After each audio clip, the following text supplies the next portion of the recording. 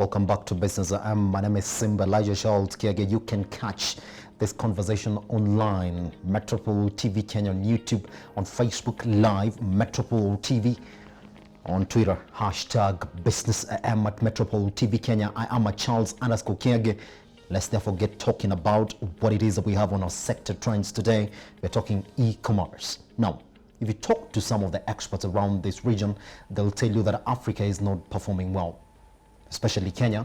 We are ranked 7th in the world, in Africa, and 85th globally. Other factors that are really underpinning this performance, on the other side, you'll be told that mobile penetration in the country is at an all-time high. People will tell you more than 100%. If you ask me about how we get to this number, I'll tell you Kenyans have more than one mobile handset and they have more than 2-3 SIM cards. Now, we have 52 million internet subscribers just from the other day, if you looked at the Kenya National Bureau of Statistics research, and we're waiting to see exactly what our census report is going to tell us when it comes to internet penetration in the country. Other interesting stats is that some of the online platforms that are not native are actually the leading. We're talking about Amazon platform that is really getting used highly by Kenyans. So the question therefore becomes, what are these factors that are promoting e-commerce in Kenya?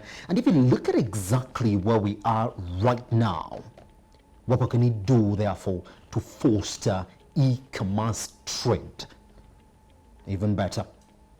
Joining me in the studio this morning is Brenna Excel. She's the head of vertical horizontals. I can even say head African, isn't it? Brenna, thank you very much. Thank you for having me. How are you doing? I'm very well this morning, thank you. Happy to have you around as well. Excellent to be here. Before we talk about the roundtable conversation that we're going to have around PIGIAME and actually have factors that are promoting e-commerce trade in the country, when you look at the Kenyan space, yes, what do you think brings in this disconnect where we're talking about we have high mobile penetration, internet subscription is actually on a growing trend, but when you look at our position therefore in e-commerce, you find that we are trailing some of our friends in Africa? I think in terms of Africa, Kenya is actually quite advanced. Yes. I think it's, in absolute numbers, it's behind Nigeria and South Africa. Yes. But if you actually take a percentage of the population that is buying online, it sits somewhere between 6 to 10% in Kenya at the moment, which from the latest stats I've seen is the highest in Africa. Yes. But compared to globally, yes, and Europe and America, it's still low. America, recent stats are over 90% of people are buying something online. So I think, yes, obviously the growing internet penetration plays a big role in that. But it's more than just getting on the internet. Internet stats often just speak of people being on WhatsApp. That's considered internet traffic. Yes. And Facebook, social media. So Facebook users in Kenya are roughly 7 to 10 million at the moment. I think there you're starting now to get to people who engage with the internet. But to really be e-commerce, to really trade and sort of embrace that, you've also got to go past social media. And that's a large part of education. It's a large part of understanding what more the internet can bring to you, and it's getting exposure to those platforms. So that's then obviously the branding, the advertising, and the big one, word of mouth. Yes. I also think you find what plays a large role is how much disposable income people have. Yes. And across Africa, we're still generally sitting with, compared to the rest of the world, low per capita incomes. Mm-hmm. That's changing fast, that's growing, it's changing and it's growing fast, but there's definitely a correlation between I have disposable income, I'm comfortable having disposable income. So it's not having a lot of it, but realizing it's not just going to disappear, and then I start buying for want rather than need. And when I'm buying for want, I think people are more willing to explore, more willing to look at options, and start looking at being online as a place to do that. Yes. It's interesting though that you should mention this, but when we're looking at across Europe, we're talking about 90% therefore. It's like we've actually now crossed this need, we've taken it online. That's what it basically means, isn't it? Therefore, what needs to really change around here? Because if these platforms are there and these products are actually available online, then what makes it hard for us to say, well, let's cross over and make our needs online, as opposed to just making it at once now? So I think it's understanding it, Yes. it's trust and it's familiarity, and Yes. it's feeling that it's part of your circle. It's easy to forget that for a lot of Europe and America, people used to buy out of a newspaper. So it wasn't always bricks and mortar. There was a segment where classifieds, new used items, you would get your newspaper and you would look through that. A lot of Africa never had that step. Yes. So we've leapfrogged straight into let's trade and do this all online, which is not just now a new way of doing business. I'm not actually going to a physical bricks and mortar store, but it's also using an entirely new medium. And people need to learn to trust that. They need to learn to feel that it's part of their culture, and that it's something that brings added convenience. Yes. So it's part of their circle. Interesting that you should say trust now, because that's a big one now for when it comes to Absolutely. trading, isn't it? That's a whole culture change that we're talking about there. How long do you think that takes, and what does it take to change culture therefore? I mean, I think culture can either be one of those things that slowly changes over time, or Yes. sometimes you just get a watershed movement that turns something on its head completely. Yes. And the internet and the online definitely has the potential and is, I think, turning out to be one of those watershed movements. However, within that, it's still about, people still want to know that generally speaking, who they're doing business with. Are they selling decent products? Are they not, and tangibly feeling a product is a large part of that. Yes. Doesn't mean you can't not get what you're looking for in a bricks and mortar store, but I think we associate that trust, and if you see someone face to face, you start identifying with them, which immediately sort of closes that gap. Yes. So I think online platforms have a role to play in being that trust enabler, and using the power they've got, using the knowledge they've got, using the reach they've got to make these dispersed online connection points feel like a community. Yes. Because if you feel like a community, you want to help that community, you want Yes. that community to succeed, you will interact with that community. Yes, I hear you speak, and one of the reasons that have been pointed out as to why we're not really doing that good in Africa, we're talking about these insecurities that come with trading e-commerce, isn't it? When you look across Europe and exactly what we have here, do we need to change our business models? Therefore, when we say, well, we're just an e-commerce platform, but in a certain way, therefore, we are also present in the form that, yes, we can meet with these people, and we can actually give them after service, where it's possible now for us to start cutting that line for online insecurities, where I don't have to see you for you to give me a product, but in some sort of way, therefore, I can actually see you in some sort of way as well. Do you think that would be a good place to start from? Yes, I think it's what works in Europe, America, Asia won't necessarily translate 100% to Africa. Yes. I think we're doing it, we're talking Africa. Africa Yes. is 54 distinct countries with hundreds of languages, hundreds of cultures. So there's a lot there in terms of solving it per region, per country even. I think platforms that then look at connecting and buyers and sellers rather than maybe disassociating them completely, Yes. help build up that trust because you know who's behind that sale.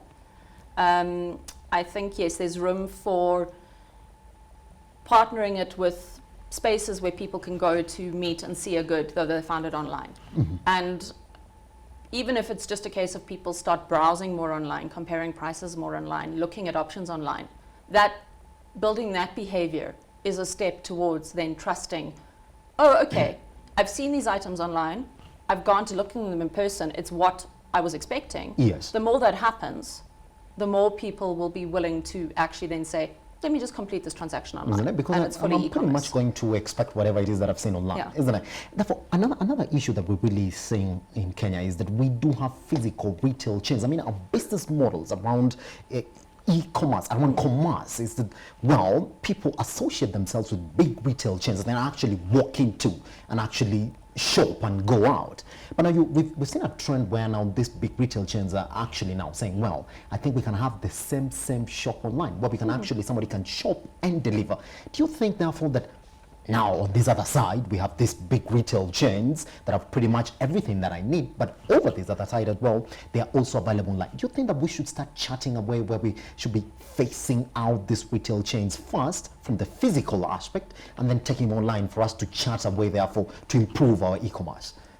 I think, I'm not sure we'll ever get rid of physical stores. Yes. People also go to physical stores. Yes. Again, whether it's clothing, electronics, groceries, sometimes you want to check the variety. Sometimes you want that social experience. Ultimately, humans, we are social creatures. Yes. So part of that is partaking in society in the real world, and probably will be the case for a long time. I think online becomes a complement for big traditional brick and mortar stores, Yes. where they can reach a wider audience, but also perhaps for them it's more of a convenience factor. Yes. Especially if you're living in a big city. We all know what Nairobi's traffic's like. Getting to your local supermarket might be tricky. So if you can schedule a delivery and you know what you want because you already know the store well, Yes. it's an absolute win. But if you don't know the store and you don't know what they offer, I think there's still, again, that let me first check it out and then I'll trust the online. Yes. Or alternatively, the platform that's then facilitating the online, you trust them. Yes. So because you trust them, that confers the trust onto the supplier and then helps shorten that chain or change the direction of that chain. Yes. It's another question that really somebody would look at it and say, well, I think there's a lacking aspect when it comes to e-commerce, especially in Africa and particularly in Kenya. There's a huge lack of research on exactly what people are going for online, or who is this Kenyan shopper who would choose to shop online as opposed to shopping from the traditional brick and mortar stores that we have around. Do you think that is also a big issue when it comes to actually our penetration of e-commerce in the economy? I think there's a good amount of research out there. Yes. I mean, the government does, the Statistics Bureaus, a number of international companies do research, and a lot of the online websites here in Kenya do their own research. Yes. I think it's important that we don't look at it through a European lens again, and that we understand the exact context of local people. How do we, again, make that into a local community online? And there, I think more can be done to understand the daily needs or challenges that Kenyans face. Yes. Not only in shopping online, because shopping online is an extension of your daily life, but where are the challenges, where are the pain points, and how can your online solution help solve that? Yes. Another issue that everybody would look at you and say, well, Kenya is really entered into this space. We are not doing so bad. I mean, if we are 7th in Africa, that means that we're really trying, isn't it? 85 globally, not a bad number as well. But now, what are some of the issues when you look at the Kenyan economy as well? Do you see any other area that we've not actually gone into or taken use of when it comes to e-commerce? What are the open spaces that Kenya can actually explore? I think from a Kenyan side, there's a lot on the go, e-commerce and otherwise. I mean, it depends how broad you want to take e-commerce, but there are a number of online insurance products. Yes. I'm going into the farming area, for example. A lot of startups in that. Fintech, obviously, booming. I think it will, and this is globally, certain products lend themselves to being easier to buy and sell online because you maybe need less of that human touch or less of that I want to see that it fits, for example. I don't think there's a sector that's overlooked from my perspective at the moment. What I do think it's just, again, it's about building that trust, building that engagement so that you and I become the ambassadors to say, I had an excellent experience. And that then snowballs and kind of creates the effect where more and more people are coming online. Yes. Especially, again, as they start realizing that they've got money to spend. I know you're going to have a roundtable conversation that has been put together by PIGIAME Kenya. Yes. That is going to focus on some of the factors that have enhanced the way in which they run their business in the country. You're going to see that PIGIAME is a platform that really focuses on second-hand trading items. Correct. And you don't have to sort of lose any value in your product. You can make money out of it. Correct. Do you think, because Kenya is really also very high when it comes to importing second-hand goods, do you think, therefore, that anybody thinking about setting up shop, especially in Kenya right now, that you would advise them, good, look, I mean, if you look at your imports and the way in which you consume your goods, second-hand goods really sell that much. I mean, look at the second-hand clothing industry in the country. It's one of the leading. It's actually one of the leading. Yes. So would you say that when it comes to setting up an online shop, you gotta first know exactly what Kenyans are going for, and that's second-hand way, isn't it? Trade among themselves. Do you think that that will be the main reasons as why companies like PIGIAME now are doing good? Yeah, so I think the second-hand trade, and that will be an enabler of bigger e-commerce. Yes. Because as you and I realize that we've got things to sell that we no longer need. Well, we've all got things we no longer need. And as we realize that, hang on, we can actually sell these. I can find a community that will buy this from me because it's not useful to me, but it's useful to someone else. Yes. Second-hand couch, fridge, baby stuff is very popular. As people realize that they now have an audience, and online gives us this audience, and you as an individual sell and complete a transaction online with a buyer, you start thinking more broadly about what else can e-commerce bring to me. So it makes it personal to you, it makes it a real tangible value to you, and widens your horizons for everything else that's possible there. Yes. Another issue that people look at when it comes to Kenya is that, well, we're talking about an improved internet subscription. That is around 52 million subscribers. It's quite a huge number. It is. And we're also looking at mobile penetration over this other side. It's also really huge.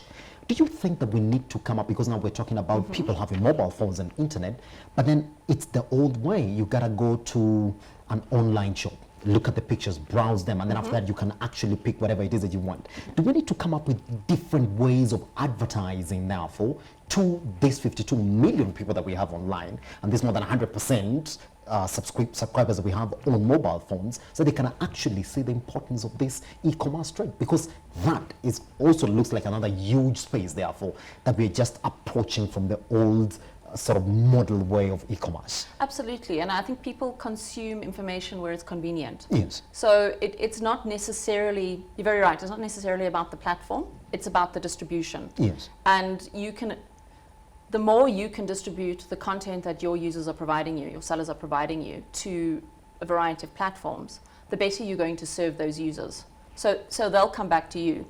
Because myself, as a business, as a private seller, I don't necessarily want to go put my item on 10 different websites. It's time consuming. Yes. I'm managing notifications from multiple places. It's actually kind of annoying. But if a platform can then help me get my, posted in one place and distribute it onto various channels, whether that's onto social media, email, even into print, WhatsApp, whatever it might be, I've got a really great advantage because it's one central place where, again, I can form my local community, and the platform is using the power of the internet to let me reach more people. Yes. Models, when it comes to actually offering people, therefore, a platform to trade on second-hand items, which is a very huge market, especially in Kenya, you see that some companies have come into in the economy, and yes, they have these platforms. But therefore, coming up with that model, therefore, that would make them earn from this platform gets a bit tricky in the economy, where you are also dealing with people who know that I'm going there for second-hand items, I'm going there to pick and buy, to pick and draw. Yes. Would you say that we need also to rethink about this area for the success of these e-commerce platforms in the country? Yeah. So, yes, I mean, I think you're never going to you'll make limited money off second-hand private sellers. Yes. Because the item I've got, I'm likely not recouping everything I initially paid for it, because of course it is now being used. But it's the type of audience that is selling unique items, selling different items, engaged in what they're selling, and often if they're upgrading or they might be looking for very specific items. So I think it's a unique community, it's a unique set of users that's then attractive to businesses to reach. So you may not be making the money off the private sellers, but there's scope then to provide that audience or to give businesses access to that audience that they're not going to get anywhere else. Yes.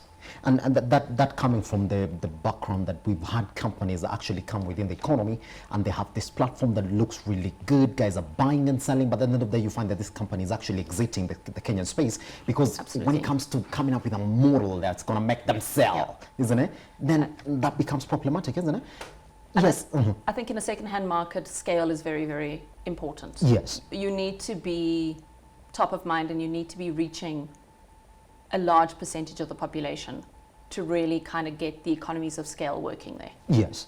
All right, and I know this is up for now. When I know you're going to sit at that round table and then look at the factors that are actually now propelling this Kenyan e-commerce platforms to the level that they are right now. What are some of the key lessons that anybody looking there for to actually start this platform and propel it to a higher level? When you look across Europe, therefore, what will be the key lessons that somebody looking to start this company might have to rethink first and learn before they throw themselves into this space? Secondhand goods are diverse. I think you need to understand which are really the popular items in your market, because Yes. it will differ. You also need to understand what's your competition. Some markets, Kenya is a high competition environment, for example. There are a lot of online players. But can you find a niche in that maybe doesn't go head on taking on the big e-commerce players? Because they've got deep pockets. It's hard to, well, you need to have extra deep pockets then to really come up against them. And then I think you need a good product. It needs to be convenient. It needs to be easy to use. And yeah, speak to your audience, speak to your market. It doesn't help to come into Kenya or any African country and just plop down a copy of a European website, because there are local nuances, there are local languages. You need to talk to your audience in the voice that they want to hear. Yes. Brenna, thank you very much for joining us on Business I Am this morning. Thank you, Simba. It's been a pleasure having a conversation with you. Thank you very much. All right, that's exactly what we had prepared for you this morning. We are talking about the penetration of e-commerce in the economy. Now, the numbers again, Kenya is ranked 7th in Africa and 85 globally. Now, we look at these numbers coming from 2018. Now, we do hoping that some of them have changed since we're talking about 2019. But remember, we're going to get the numbers for 2019 come 2020. Now, if you look at exactly the way in which we've faced our conversation, you're going to find that there's a ton of research, therefore, that needs to be done into exactly what it needs for it to penetrate further. And that's exactly our conversation this morning. And I do know that if time allows, we shall be covering the roundtable conversations so that we can draw more lessons from PIGIAME Kenya. Good morning. My name is Simba Charles Kiage. I'll meet you at 1 p.m. for Metropole News at 1.